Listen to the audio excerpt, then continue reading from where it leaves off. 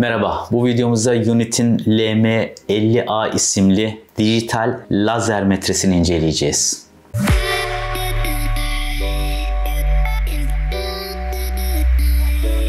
Evet, Unit biliyorsunuz pek çok elektronik ölçüm cihazları konusunda çok başarılı bir marka. Kızılötesi kameralardan tutalım da ölçü birimleri adına pek çok cihazı mevcut. Yavaş yavaş benim elimde de çok fazla var. Bunları da tek tek inceleyeceğiz. Şu arka tarafında görüyorsunuz. Işık ölçerden tutun rüzgar ölçere kadar özellikle hız, devir saati gibi pek çok daha ölçüm cihazları mevcut. Kanalımızda da 40 dakikalık bir dijital multimetre incelemesi var ve başka Unit'in gene incelemesi olan multimetrelerimiz var kanalımızda. Onları izlemediyseniz onları da izleyebilirsiniz. Bu bir seri halinde olacak. İlk inceleyeceğimiz cihaz bu olacak. Evet, ben kutusundan çıkarttım. Kutusunda ne var? Hemen cihazın kendisi. Şuradan şöyle gösterelim. Cihazın kendisi buradan çıkarttım ben zaten. Onun dışında harika bir kılıf göndermişler. Kılıfın içine koyup şurada da bel, kemer takmak için bir bölümü var. Kemerinize takıyorsunuz. Hiç size engel olmadan taşıyabiliyorsunuz. Zaten çok portatif küçük bir cihaz. Her zamanki gibi Unit gene bir pil göndermiş. Yani ben bu pilleri kullanmıyorum. Daha çok akma, oksitlenme gibi durumlar olmasın, cihaza zarar vermesin diye. Daha çok referanslı işte Vartay'dı, Energizer'dı, Duracell gibi markalar tercih etmeye çalışıyorum. Bu da kullanım kılavuzu. Biliyorsunuz biz kullanım kılavuzunu asla okumayız. O yüzden kullanım kılavuzunu şöyle ayıralım. Kutu içeriğinden şu gördüğünüz üçlü çıkıyor. Kullanım kılavuzunu saymazsak şu 3 adet parça olarak çıkıyor. Hemen cihazın kendisini tanımaya geçelim. Şöyle 2 adet ince pil dediğimiz, kalem pil değil, ince pil dediğimiz pillerden takıyorsunuz 2 adet. Toplam bu pillerin bir tanesi 1,5 volt. 3 voltta çalışıyor. Bu arada bu lazer metresi. Şimdi LM50A dedik ya. Neden 50A? Çünkü 50 metre ölçüyor. Bunun 70 A'sı var sanırım. 100 A'sı var ve 120 A'sı var. Yani bu 50, 70, 100 ve 120 metreye kadar ölçebilen cihazları mevcut.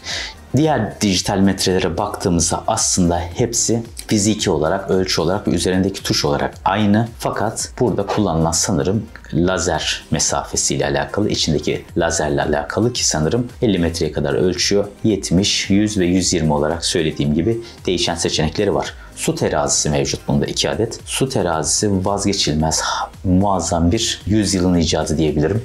Ben de şu şekilde bir mıknatıslı su terazisi de var. Gerçekten özellikle bir şeyi asmak istiyorsanız, bir şeyi bir yere monte etmek istiyorsunuz. Gerçekten sizin için büyük kolaylık. Su yer çekimiyle birlikte muazzam bir denge sağlıyor. Bu sayede her şeyin dengesini şu su terazisiyle ayarlayabiliyorsunuz. O yüzden gerçekten yüzyılın icadı. Şimdi burada da 2 adet su terazisi kullanmış. Hem şu kısımda hem de bu kısımda iki tarafta da su terazisi kullanılmış. Fakat içindeki teknolojisi harika bir teknoloji. Şimdi normal metre dedik ya, normal standart metreleri bir tane alalım şöyle. Aldınız, bunu bu şekilde ölçüm yaptınız değil mi? Harika. Aynı metreyle örnek veriyorum, emlakçısınız. Bir odanın ya da bir dükkanın ya da bir dairenin metrekaresini çıkartmak istiyorsunuz değil mi? Odalardan başlıyorsunuz, koridorları falan ölçüp en son topladığınızda kaç metrekare olduğunu hesap edebiliyorsunuz. İşte burada Unit'in kendi içerisine düz, metrekare, dikdörtgen veya eğim yani çapraz ölçümlerde yapabilmenizi sağlıyor. Şimdi siz metrekare ölçüm yaparken nasıl yapıyoruz biz? Şöyle bir dikdörtgen bir kutuda anlatmak çok daha iyi olacaktır. Daha sonra cihazın kendisine teknik detaylarına gireceğiz. Şimdi biz bir odanın metrekaresini çıkartmak istiyorsak bunu bir oda düşünelim. Şimdi burada derinlik, uzunluk ve yüksekliği ölçüyoruz. Bu birimleri ölçtüğümüzde aslında o odanın metrekaresini bulmuş oluyoruz. İşte burada aslında bir hesap makinesi mantığıyla 3 farklı ölçüm aldığınızda en altta sonucu veriyor. Aslında 4 tane ölçüm birimi var göstergede. Göstergesinde birazdan açacağım, göstereceğim.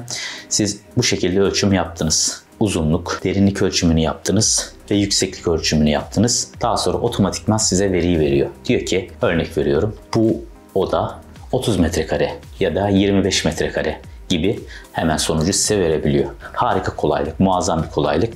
Daha sonra siz çıkan sonuçları çıkıp da şimdi buradan şöyle yapıyorsunuz. Metreye, düz metreyle ölçüyü aldınız. Genişlik, derinlik aldınız. Hesap makinesine giriyorsunuz, hesaplıyorsunuz falan. Daha sonra oranın metrekaresini buluyorsunuz.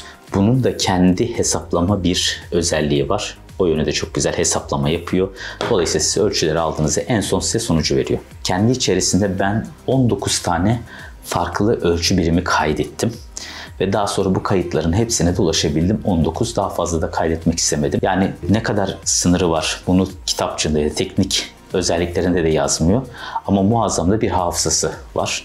Yani 19 tane farklı ölçümü hafızasında tutabildik. Muhtemelen bu daha da fazla bir ölçüm tutuyordur. 3 farklı kameradan bunu anlatmaya çalışacağım. Şimdi şurada gördüğünüz üzere toplam ben 7 tane düğme sayıyorum üstünde.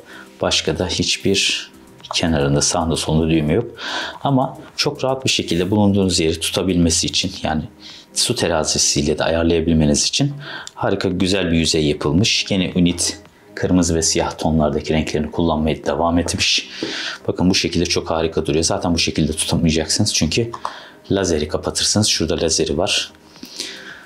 Öncelikle 2 tane su terazisi olduğunu söylemiş burada ve burada. 7 adet de düğme görüyoruz. Şimdi şu bastığınızda aslında hem açıyor hem de önündeki lazeri kullanmanızı sağlıyor. Bakın şu anda lazer yok. Ben bir defa daha bastığımda bakın lazer aktif edilmeye başlandı. Aynı yere bastığımda hemen bana ölçüm yap diyor. Yani 1.60 santimlik bir şey ölçtü. Çok kısa bir mesafeden. Burada şöyle devam edelim. Tuşlardan bahsedeyim. Tuşların ne işe yaradığını. Bakın bu cihazın açılmasını sağlıyor. Bir defa basıyorsunuz. Bir daha bastığınızda şu öndeki lazer aktif hale geliyor. Artık lazer aktif hale geldikten sonra bir daha bastığınızda ölçümü yapıyor. Aslında tek bir kırmızı tuşla 3 fonksiyonu kullanabiliyoruz. Bakın burada artı ve şurada eksi tuşları var. Kaydettiğinizde, ölçümleri kaydettiğinizde ölçümler arasında sağa veya sola giderek eski ölçümleri takip edebiliyorsunuz. Artı, eksi tarzında düşünün. Eksi de bakın burada bir ses var. Bastığınız zaman tuşları aslında sesli. Dolayısıyla sesini açıp kapatabiliyorsunuz. Ortadaki fun yazan aslında fonksiyon tuşu. Uzunluk, dikdörtgen, metrekare, çapraz ölçümleri şu fonksiyon tuşuyla geçiş yaparak ölçüm yapıyorsunuz. Aslında şu anlama geliyor. Ölçümü yaptığınızda şuradan mı yapsın, referans alsın ölçümü, size şu kısımdan mı versin veya bu kısımdan versin. Şöyle anlatayım. Şu şekilde tuttunuz. Şöyle bir ölçüm yaptınız değil mi? Şurada. Şu şekilde bir ölçüm yaptınız. Eğer bu kısımdan ölçmesini isterseniz şu aralığı ölçer. Ama cihazı da kendi içinde alıyor ve buradan ölçmeye başlıyor. Mesela buradan burası, örnek veriyorum, 6 santimse cihazın sonundan itibaren aslında 10 santim gibi düşünün. 2 adet su terazisi var. Hani bir yere böyle sabitleyip bıraktığınızda ölçüm yapabilirsiniz diye. Hem buradaki düzgün ölçüm alabiliyor musunuz yer düzgün mü açısından.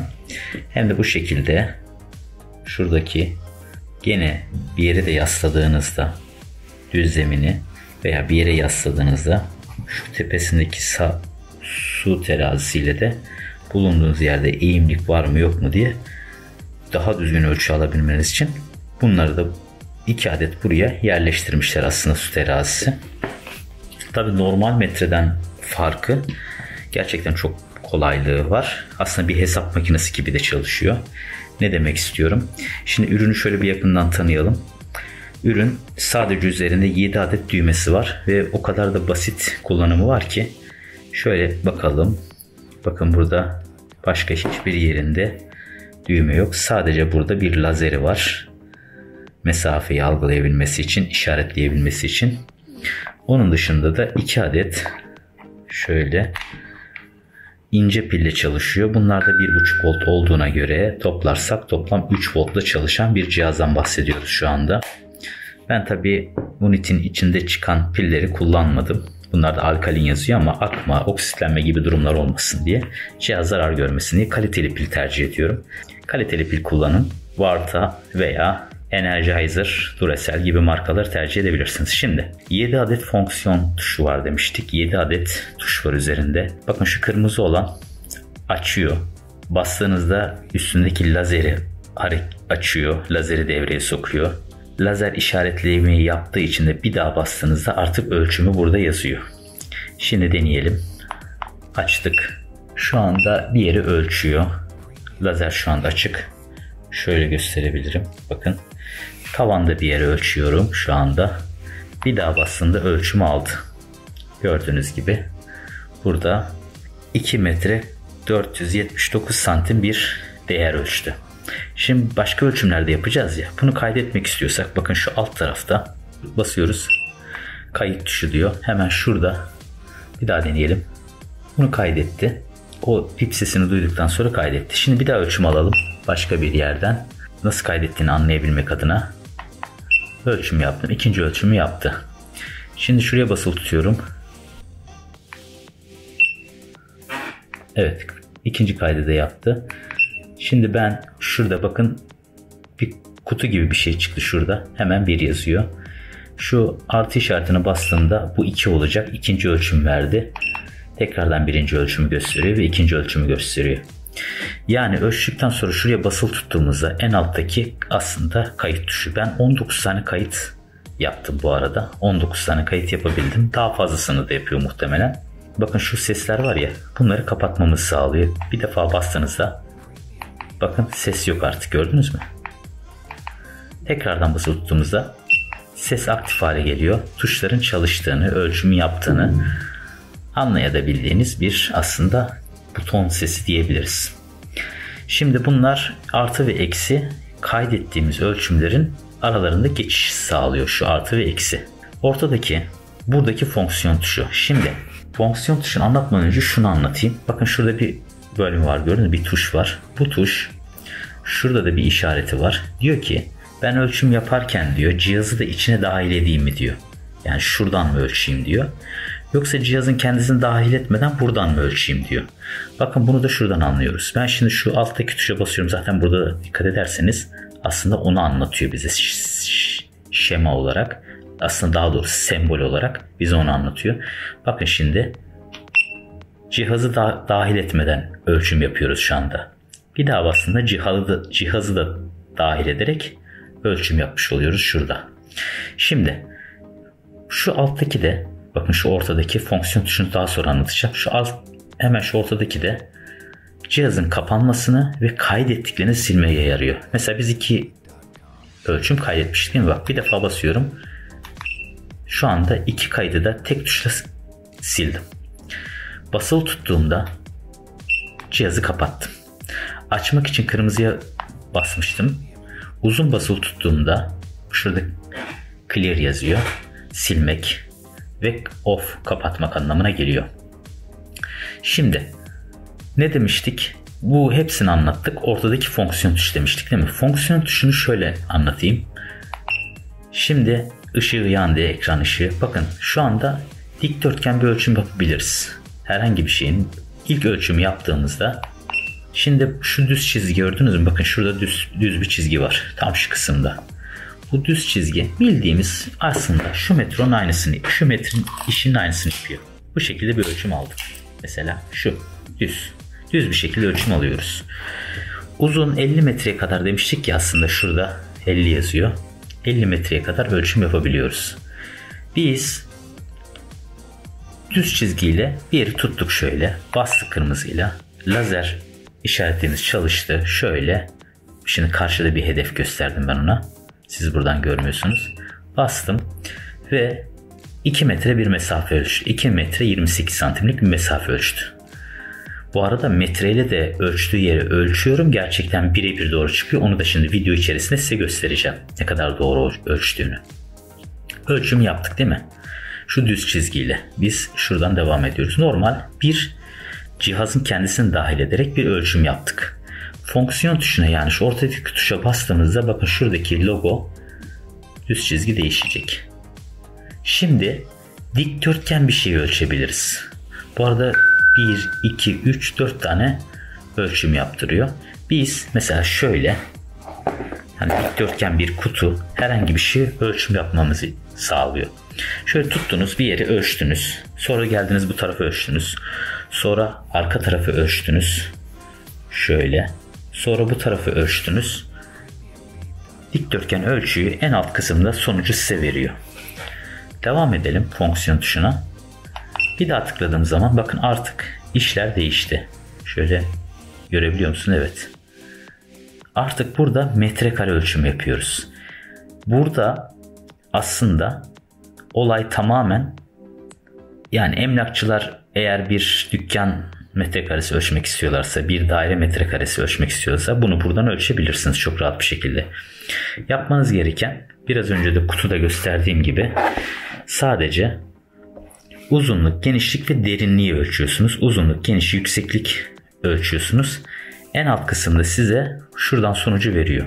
Uzunluğu ölçtünüz şu.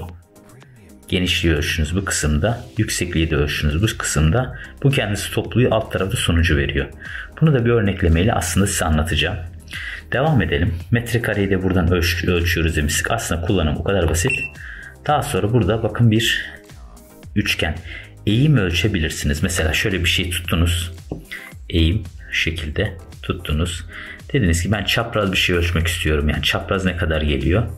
Bu şekilde ölçebiliyorsunuz. Devam edelim.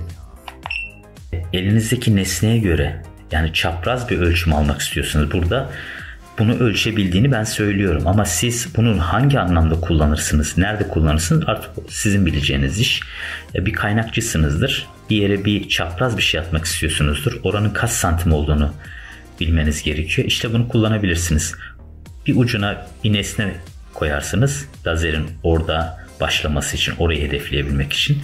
Diğer tarafta cihazın kendisiyle birlikte ölçüm yaparsınız. Ya bu sadece bir örnek. Yani bunu da yapabiliyor. Sadece düz değil, çapraz da ölçüm çıkartabiliyor. Tekrardan düze döndük. Şimdi fonksiyonda kaç fonksiyon ölçüyoruz? Bakın düz çizgi 1. Dikdörtgen 2. Metrekare ölçümü 3. Çapraz 4. Ters çapraz 5. Çiftini birden ölçüyorsunuz 6. Yani 6-7 kademeden oluşan bir aslında lazer metre diyebiliriz. Fonksiyonları tamamen bundan ibaret. Bu arada metrekareyi ölçtünüz. Bir de şöyle bir güzelliği var. Bir odaya girdiniz, 3 ölçümü yaptınız. Alt tarafta size ama metrekare bölümüne geldiğinizde, yani şu bölüme geldiğinizde, bakın dikdörtgen gösteriyorum şurada. Bu bölüme geldiğinizde ilk ölçümü alıyor. İkinci ölçümü alıyor. Üçüncü ölçümü alıyor. Dedim ya, yükseklik, genişlik ve derinlik dedim ya. Alt tarafı sonucu veriyor. Siz şu kısma, yani şuraya basılı tuttuğunuzda hemen onu hafızaya alıyor. Başka bir odaya geçtiniz. Aynı şekilde devam ettiniz. Basılı tuttunuz, onu da hafızaya aldınız. Sonra başka bir odaya, bunu da hafızaya aldınız. Mutfağı aldınız, banyoyu aldınız, tuvaleti aldınız, odaları aldınız. En son koridoru aldınız. Daha sonra da kendiniz kaç metrekare çıktıysa bunları tabi artı eksiyle o bölümlere giderek toplam metrekaresini çıkartırsınız. Bir dairenin kaç metrekare olduğunu çok rahatlıkla bulabilirsiniz. Yani ölçümü kaydetme özelliği de gerçekten muazzam bir özellik. İçinde hafıza özelliği olmasının yanı sıra bir de kendi kendine hesaplama özelliği de mevcut. O yönü de çok güzel. Hesaplaması muazzam. Evet, benim aslında anlatacaklarım bu kadar basit. Dijital lazer metre kullanmak aslında bu kadar basit. Dolayısıyla bir hesap makinesi mantığıyla da çalışması muazzam güzel bir özellik olmuş. Şöyle bakıldığında da aslında çok da güzel bir cihaz. Ben gerçekten beğendim. Umarım sizin de hoşunuza gitmiştir. Evet, bu videomuzda Unit'in LM50A isimli dijital metresini inceledik. Umarım faydalı bir video olmuştur. Gerçekten muazzam bir cihaz. Siyah ve kırmızı tonları Unit her cihazında bunu yapıyor. Gerçekten portatif, çok da küçük bir cihaz. Unit'in elinde incelenecek çok fazla cihazı var. Bunların hepsini tek tek inceleyeceğiz. Umarım faydalı video olmuştur. Söylediğim gibi bir emlakçıysanız, dükkan, ofis, normal bir daire, metrekare ölçüm yapmak istiyorsanız işte hiç uğraşmayın. Tam sizlik bir makine diyebilirim. Kendisi hesaplıyor. Sizin yapmanız gereken sadece ayarlamak, tutmak, düğmeye basmak. Daha sonra tekrardan farklı açılarda ölçülerini alıp en sonunda size çıkan sonucu doğru bir şekilde veriyor. Ben klasik metre ile ölçüyorum. Klasik metre ile verdiği hissiyat aslında aynı. Şimdi şöyle bir şey göstereyim. Bakın çok basit bir şey. Cihazın kendisini de ölçüm almasını istiyorum. Şöyle yapacağım. Şuradan ölçümü aldı. Ölçümü aldırdım. 2.25 santim çıktı. Şöyle bakıyorum. Evet. Şuradan görülüyor mu bilmiyorum. Bakın. Cihazın kendisiyle birlikte 2 nokta tam gerçekten birebir ölçüyor. 22.5 tam 22.5 cihazın kendisiyle birlikte al dedim, ölçüyü al dedim. Şimdi cihazı dahil etme dedim. Sadece uç kısımdan ölçüyü al diyorum. Buradan tekrardan ölçümü aldım. 10.13 santim. 11.3 santim çıktı. Bakın buradan bakıyorum. 11, 1, 2, 3. Ya gerçekten birebir ölçüyor. Gerçekten birebir. Klasik metreyle hiçbir farkı yok. Yani teknoloji bu kadar ilerlemiş işte arkadaşlar. Gerçekten muazzam ölçü. Ben bile şaşırdım yani. Birçok yerde denedim. Metreyle ölçüm alıyorum. Aynı çıkıyor. Cihazın kendisini dahil ediyorum. Aynı. Cihazın kendisini dahil etmeden ölçüyorum. Aynı. Gerçekten muazzam. Unit helal olsun. Keşke bizim de böyle markalarımız olsa. Neyse. Evet. Bu videomuzda da Unit'in LM50A isimli dijital lazer metresini inceledik. Ben çok memnun kaldım. Neyse, bir sonraki videomuzda görüşmek üzere. Kendinize iyi bakın. Hoşça kalın.